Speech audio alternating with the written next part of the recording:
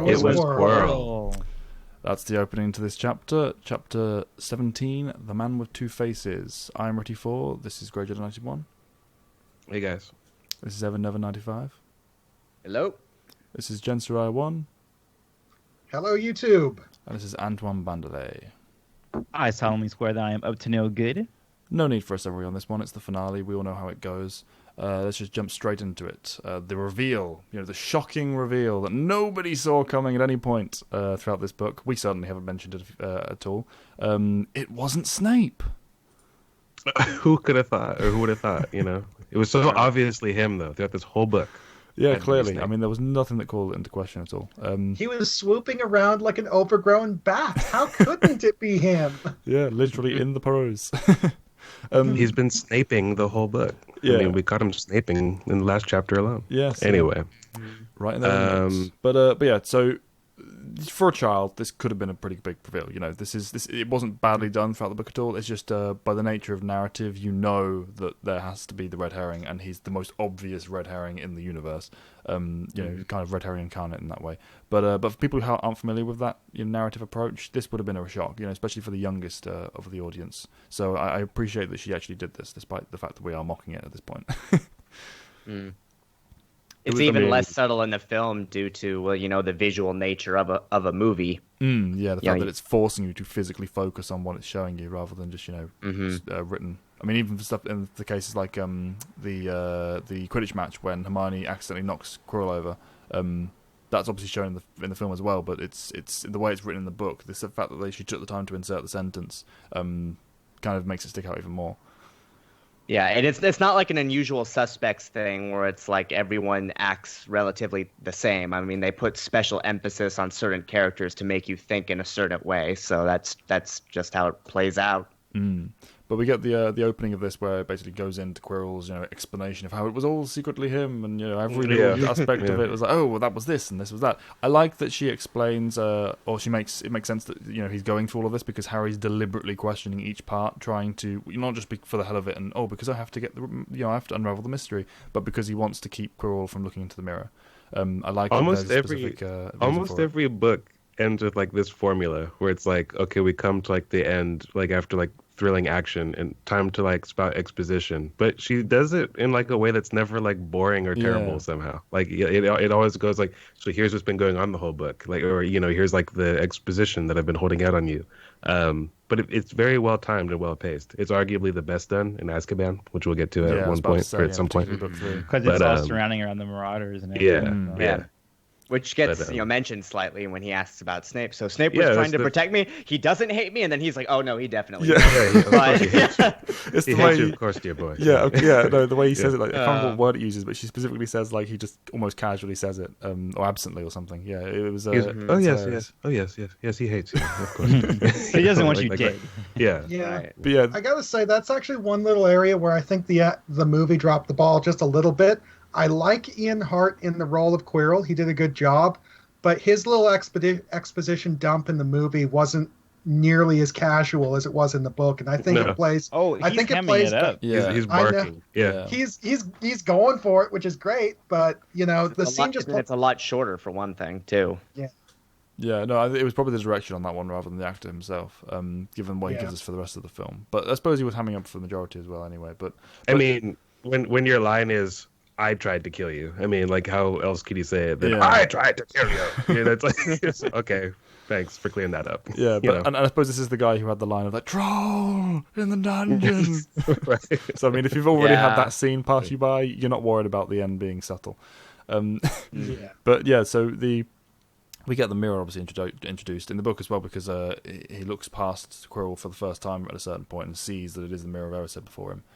Which I like. It makes sense that he's focusing on Quirrell. Sorry, because it's the immediate threat, it's the surprise, it's what the chapter's pointing you towards. So the reader is also focusing on that and not thinking about the layout of the room at that point. So it kind of Harry's perspective, as she so always perfectly does, is blended with the readers.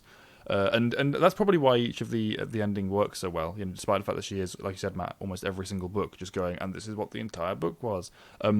She always layers it so that you're learning with Harry, not Harry explaining things to you, or her just having any character explain things to you. And it's not always the plot, like direct plot stuff as well. It's always tied, at least to a certain extent, with characters, with mystery like elements outside of the actual driving plot steps. She usually ties it in with stuff that you legitimately don't know or couldn't know, so it's a legitimate reveal and really care about as well. It's the Prisoner of Azkaban is obviously the height of that, because it's like 5 different layers all wrapped into one revealing scene. We'll get to that later, obviously, but that's amazing.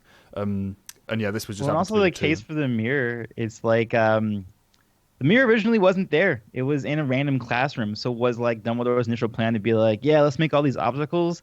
And then they find nothing but an empty room. You know what I mean? Until Harry found the mirror, and then they're like, "Oh, you know what? Yeah, let's put it back." It's an interesting thought, but that would be really funny if he just kept the mirror up in his office or something at the end.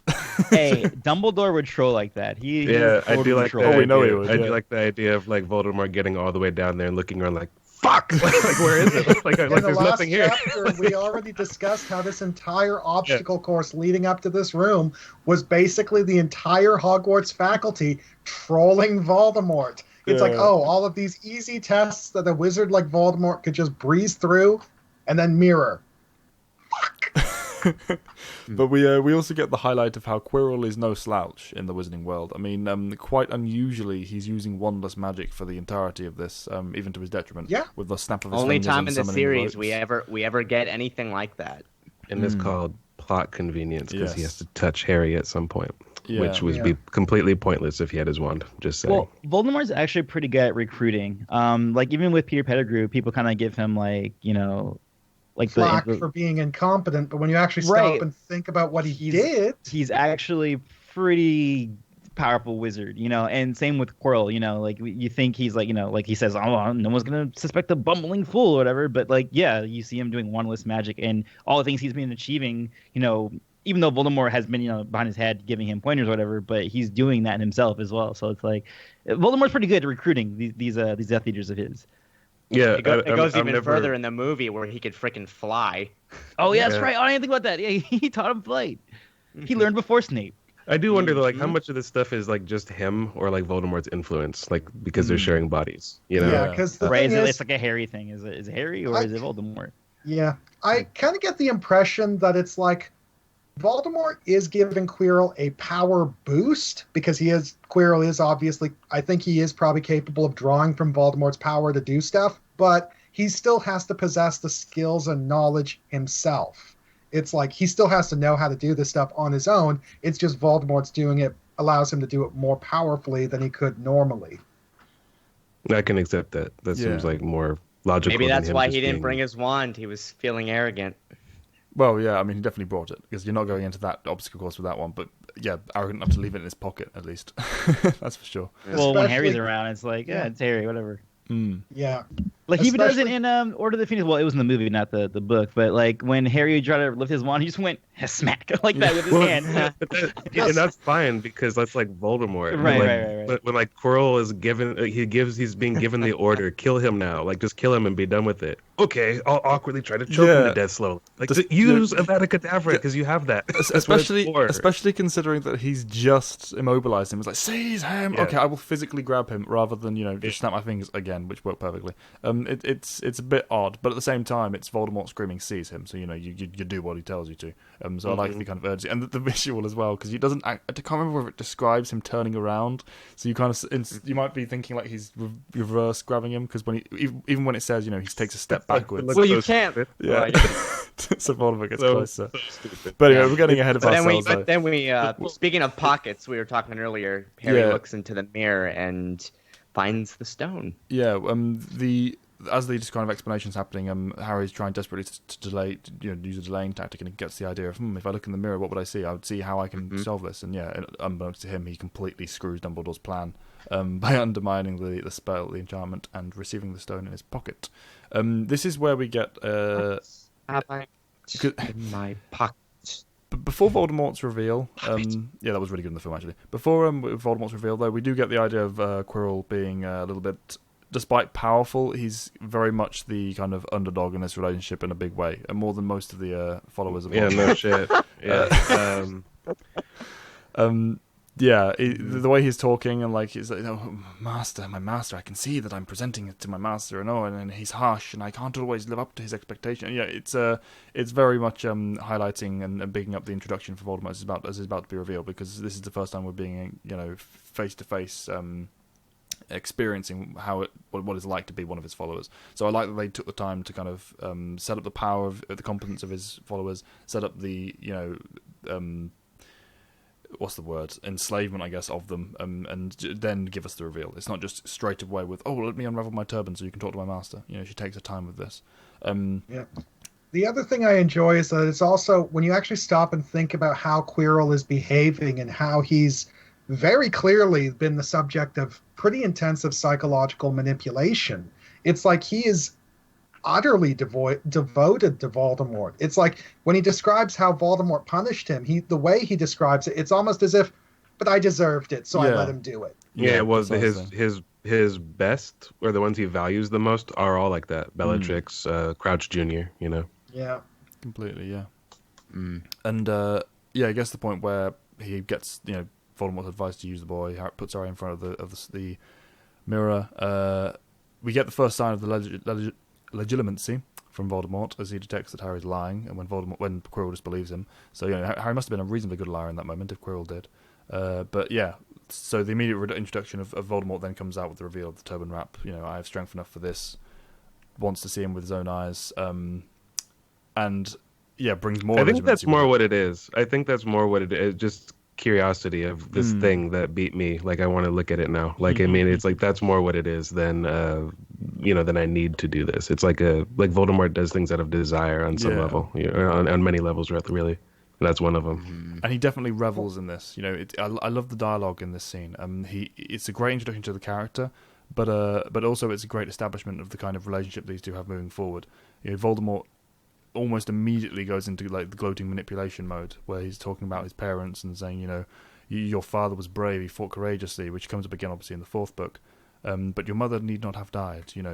Don't waste her sacrifice. Give me this stone. And At first he says something like they died begging for mercy, and Harry's like, "You're a liar." And he's like, "Is he though? I mean, not really. Like when it comes to Lily, she was begging. Like, not Harry. So like some of it, it's like herself, like one of the only times I think Voldemort told the truth to him about something.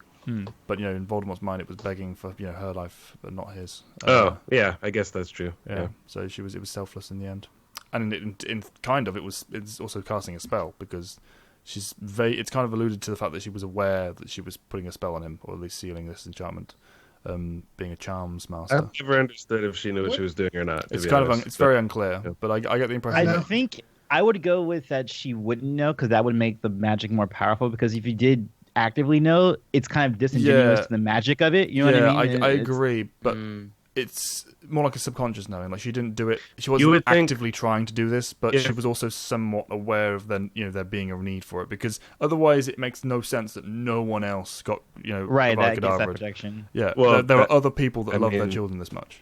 I think it's just one of those things that you have to accept doesn't make sense about this setting, though, because like that is literally all it is. It's not Harry being like the chosen one. That's just like, oh, die for someone you love, and like they're magically protected. Guys, Harry take logic out of it. This is magic. There's no logic in this.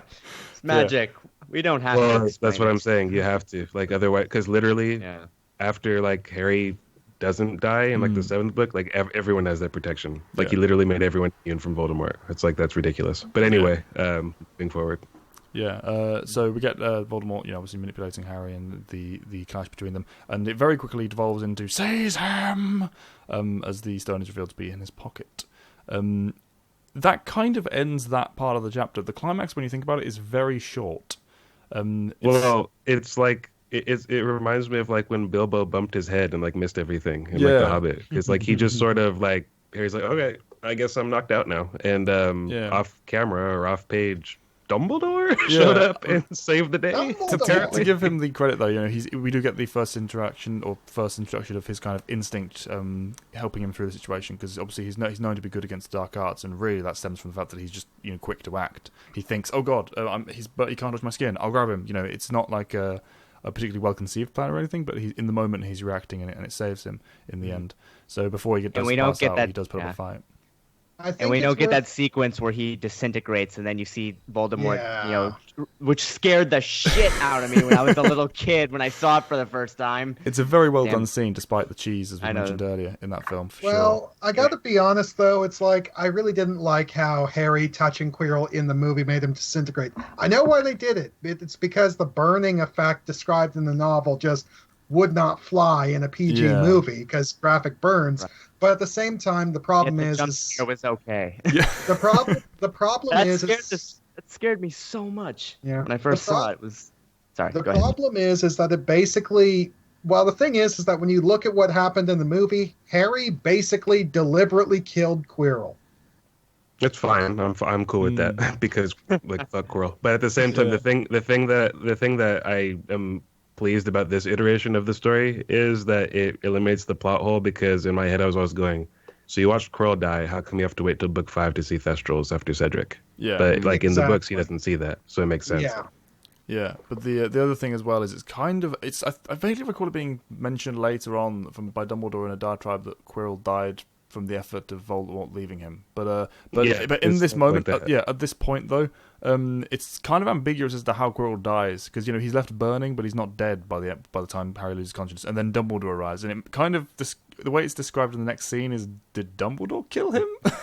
I just thought I've got visions of him running in and just like blasting him off the Harry. I just thought like Dumbledore walked in and just awkwardly observed the situation cleaning itself up, basically. Like, well, okay, I guess I've come in at the tail end of this. Time to take him to the hospital. Like that's what that was. Yeah. Or maybe he shows up and it's like Quirrell looks up, sees Dumbledore, and Voldemort's immediately like, shit. Yeah. Nope. But then the effort of him.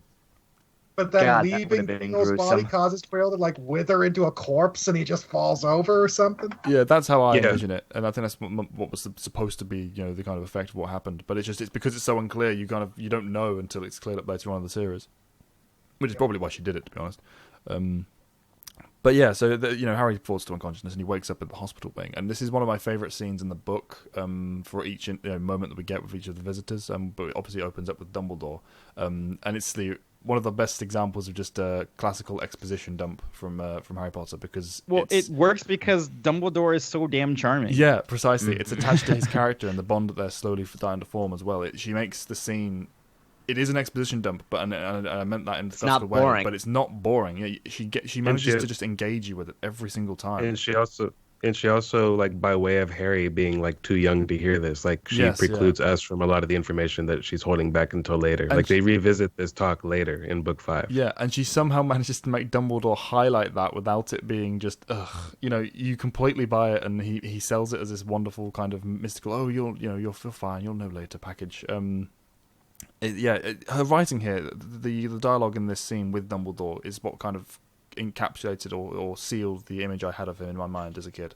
Dumbledore is a really good actor, the character, I mean, because like he in his mind, he is not being like, I'm airy fairy Dumbledore right now. Like this is like some heavy stuff, and he's like, I'm gonna dance around this with my Dumbledore vibe, but I'm feeling something right now. Yeah. Well, he's like a clown. He's like a performer. Like, those types of people usually have something dark, inside them, and they're really good at, putting up a facade for that. And I think I think it's somewhat him, but it's him putting up a facade, It's just like the gravity of, like, I just remember the gravity of like the tone of like when they revisit this later, like in the prophecy chapter. So yeah, he's definitely like not really like this is like him putting his acting like on like to the test. Yeah, because he's emotionally strained by this. He doesn't want to lie to Harry. I mean, his job essentially or task is to turn him into a weapon. Because he knows the answer. Yeah, he knows the answer that Harry like asked him that question. It's like it's like a terrible answer. Yeah. He just doesn't want to. Alas, the first question I cannot answer. One day you will know. He puts it in such an elegant way, and just the way she phrases everything that he says. It's verbose, but it's not tedious. She makes him like everyone said, charming. Voice. Yeah, it's just it perfectly comes out.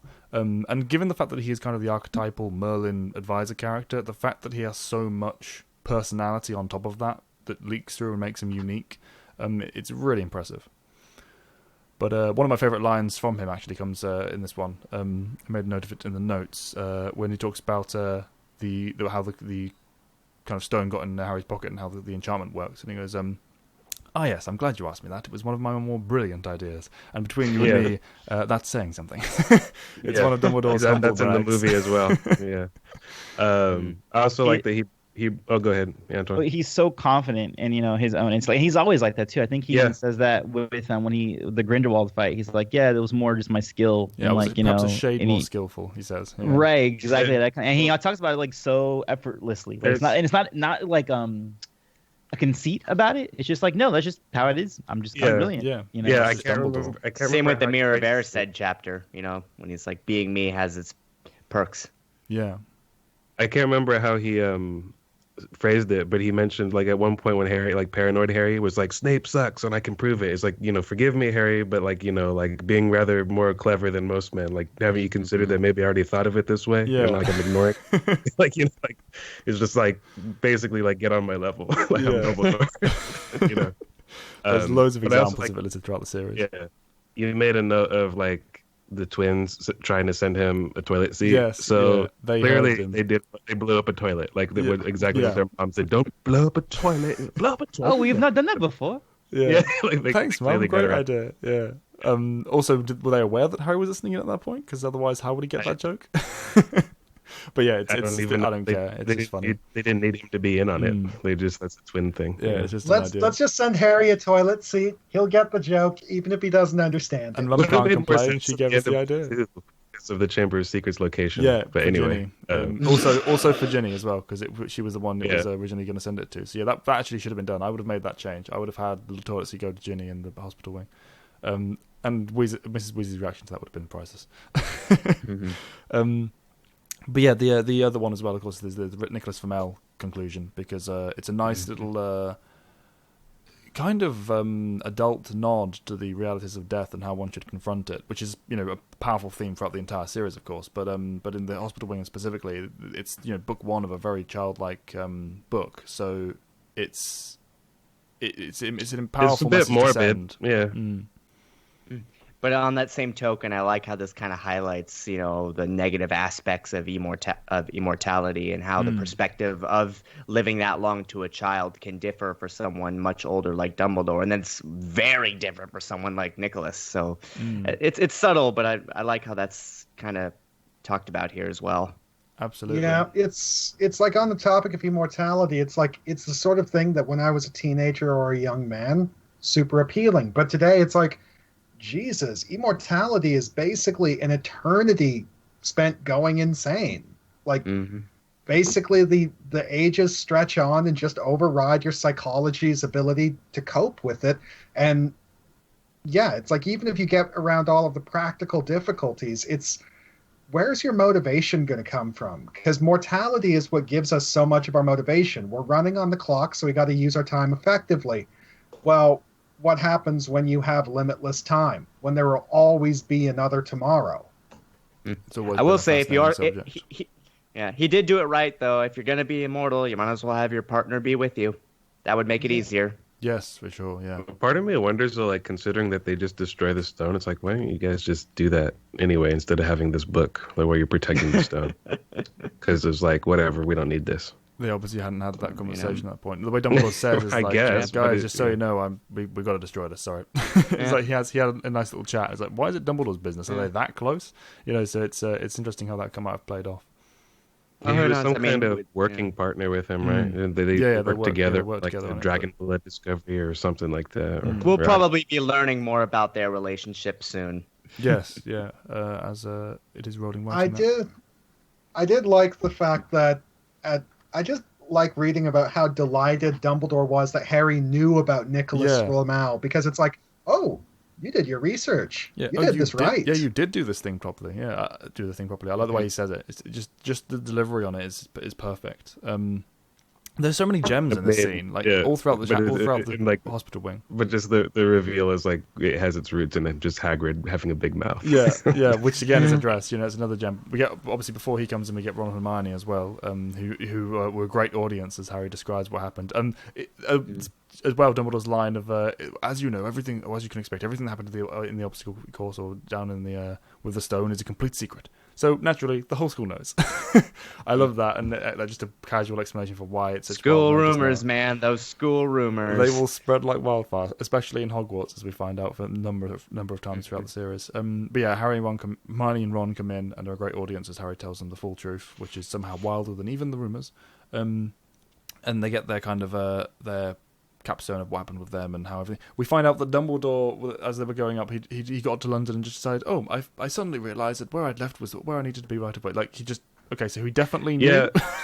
Well, this is the thing is like, I don't so much like, I get the idea of like what the conversation is when Harry's like, I think Dumbledore knows everything about this place, and he like kind of wanted me to face him. I go like, it's a little bit too much self-awareness going on from Harry right now. Yeah. I don't think an 11-year-old would be able to process Dumbledore's thought process at the moment right now. I think that's for like the reader. Yeah, that should have been kept like on that one for sure. Yeah. And Ron's just like, as I said, off his rocker. He's just acknowledging the fact that this is completely insane, and it is. Dumbledore deliberately allowing them to go down to here and face Voldemort, or at least Harry face Voldemort. He didn't know that all three of them wouldn't be. Well, I guess he did from the Riddle challenge. But I feel like that happens a lot in the wizarding world, though, is like just into the fire, like, or into the water, like see if they swim. Just hang Neville out the window by his ankles. Right. Just see if it works. If not, this life wasn't for them. Crazy. It's a bit inappropriate. A bit weird. Yeah. Inappropriate. Yes. Yeah. But yeah, we get then Hagrid moving in, obviously, and saying hello. And I like how he was genuinely hurt by the fact that it was him that gave the secret up. He was actually feeling the pain of what he'd done, which is played kind of almost for laughs here, but at the same time you feel the emotion coming through.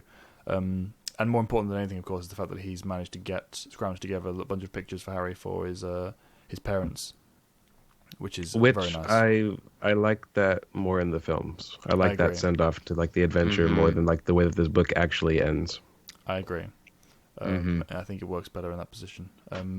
But at the same time, I do like the way it was written in the prose for the book, where it was, Hagrid, Harry just didn't have the words, basically. As another example as well as Dumbledore, when he just, became interested in the windows and looks away as Harry's tearing up and wipes his eyes. Yeah. No, I think it makes a better end to the story. Yeah, I completely agree. Something rather hilarious. My copy of Philosopher's Stone needs to be replaced because I'm missing a page. Everything you guys are talking about went completely over my head because I'm missing a page. Really? That has happened to me with Chamber of Secrets. I think like the first 3 pages are gone on my Chamber of Secrets paperback. Wow, and you missed nothing. I always you missed nothing. It's just the Dursleys being the Dursleys. Do you mean like damage, Connor, or you never had the page in the first place? Damage. It's a very old copy. This is literally the one I was reading back in elementary school, like 15 years ago. But yeah, it's like, for me, it reads like this. Do you think he meant you to do it, said Ron, sending you. A storm of cheering and stampeding broke out from the Slytherin table. Oh man, what a page to miss. That is such a good page as well. But yeah, basically everything we said happens.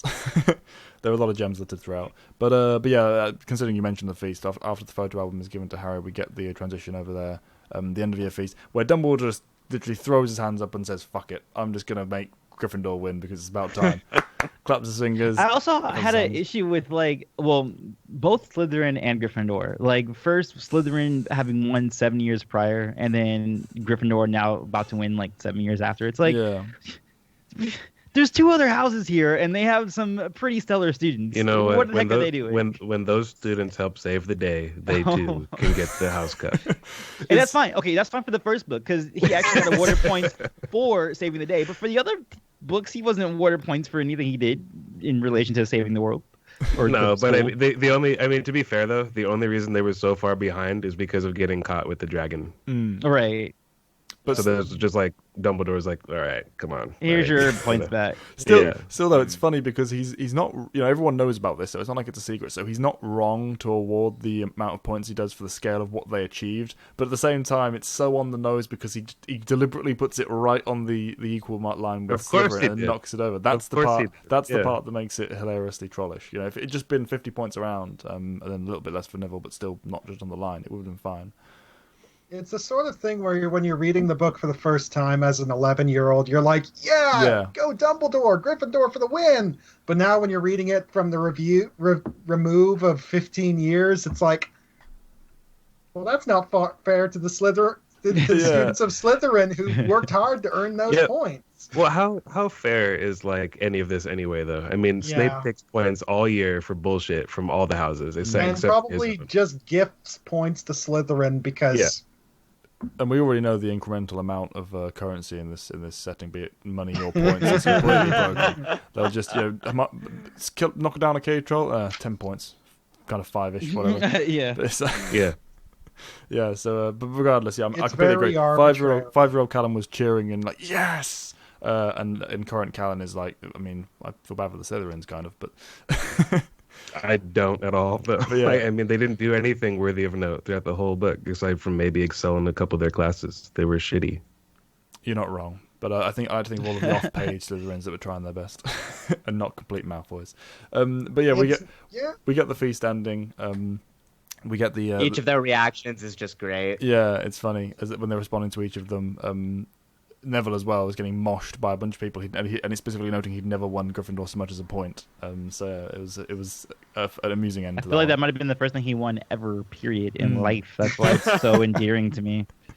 Personally, I just cannot wrap my head around the description. Snape was shaking Professor McGonagall's hand with a horrible forced smile because Alan Rickman does not smile. It would be very difficult to imagine like him even attempting to force a smile without it being like a condoling kind of. Well, even when he's victorious, they're grimaces. Yeah, I mean, he doesn't do it in the films, but in other roles he does. That's what I mean. That's what I mean. Alan Rickman did it in the grimaces I can get, but Snape is like, I can't even imagine it.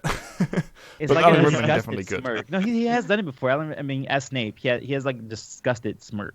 Yeah, if that makes sense. Like it seems like he smells something awful, but then has like his I have a much easier time imagining McGonagall's smugness, even if it's probably aligned with a bit more like, oh, Dumbledore, you shouldn't have done that.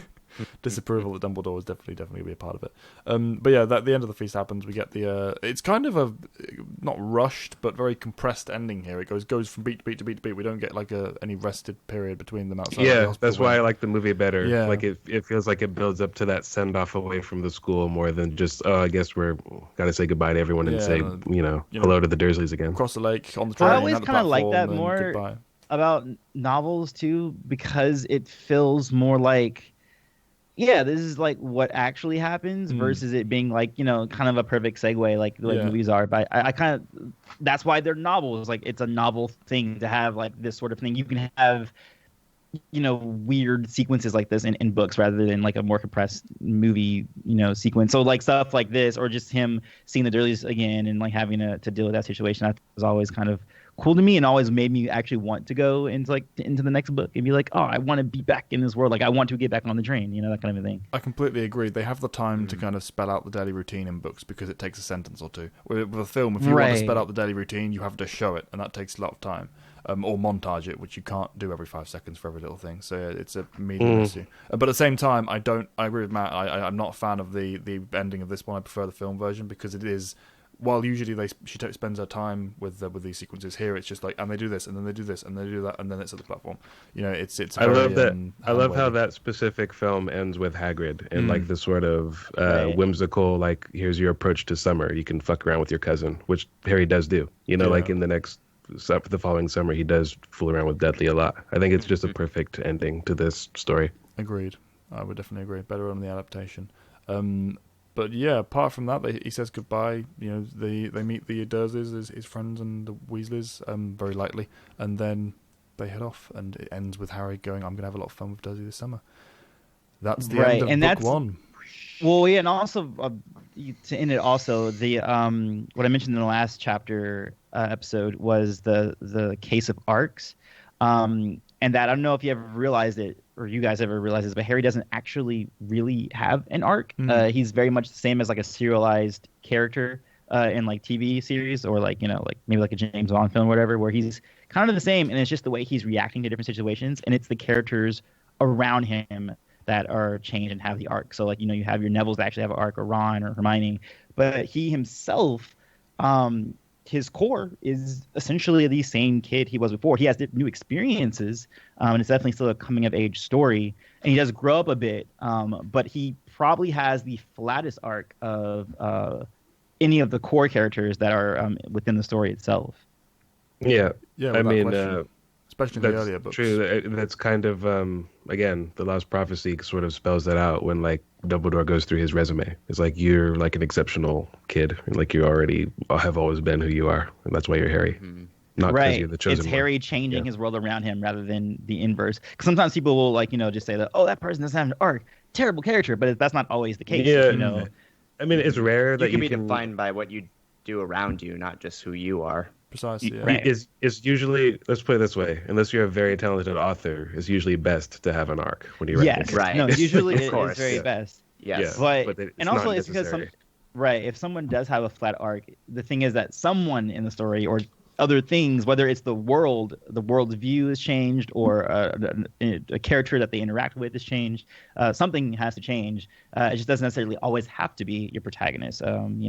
So it's an option out there. And it's definitely one of the most obvious examples of that working. I can't think of an instance where it's more apparent than Harry Potter. Right. I mean, Katniss Everdeen, she's also an unchanged character. Yeah, but she's also a lot blander in general. Like she's a lot more bland. Yeah, that's true. Harry has more character and personality to him. Harry isn't this vehicle for the reader. You are in Harry's shoes very much because she's masterful with how she writes his headspace. But you're not you when you're doing that. You are very much reading Harry's personality. Whereas with Katniss, it's a little bit more generic blandness for whatever reason. I'm gonna get a lot of flack for that in the comments. But yeah, I don't think. She is kind of bland though. And other superhero characters, like they are generally unchanged. Like if you look at the psychology of Batman or Superman or Spider-Man, like those, it's always about them being good role models or being a model for something else, in their world versus them having a change. It's a good example actually because they have incremental reactionary changes to situations, but their core, attributes don't get defined by arcs, with one exception.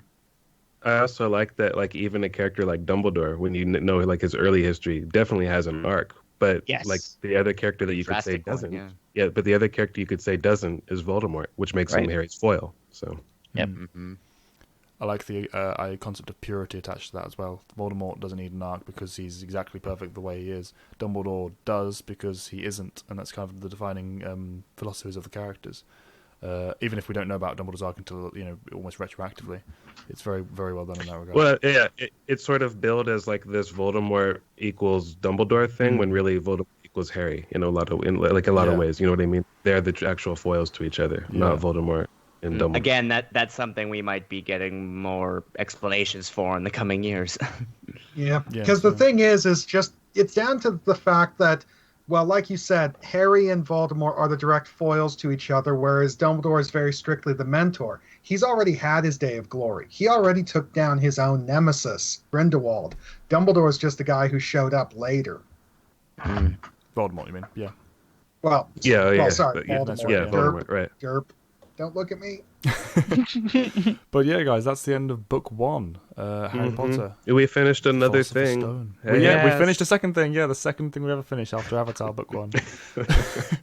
We're going to. We finished Labyrinth of Evil. That was a whole book. Oh, true, but that's an individual. Oh, if you're gonna say that, then we finished lots of things. We finished Dark Plagueis. Yeah, long-term chapter-by-chapter, episode-by-episode series, though. This is a pretty big milestone for us. Yeah, but this is sort of ridiculous. Like, nobody else is going to be reviewing, chapter-by-chapter of, anything. That's, your Fanalysis exclusive. Yeah, you only really... Well, no, people do a lot for Harry Potter. It's podcasts are dedicated to chapter-by-chapter. But it only happens with Harry Potter. You don't really do it with too many books. Like I was saying before at the beginning, each chapter is kind of its own little piece of a novella or a short story, versus some other books where it's just kind of this is a good place for you to stop, versus it being no, this is a packaged theme for you here. Take that with you. And whatever you do, who's ready for Lord of the Rings? No. Nope. I love Lord of the Rings with all my heart, but I'm not finalizing that chapter by chapter. We will be finalizing it though. So look you might actually have to though. I'll be there with you. Well, I won't be there with you though. Put it this way, we won't be doing it the same way. Anyway, this is dragging on, so let's wrap this up. That has been our Fanalysis of Book 1, The Philosopher's Stone. Join us next time for Chamber of Secrets. I'm ready for, and I still don't have an outro. Gridget at 91. We were here for like 30 minutes waiting for that. Yeah. It wasn't quite that long. 95. Evan over 95. We hope you guys enjoyed. We'll see you guys later. Just do your best. We'll do the rest.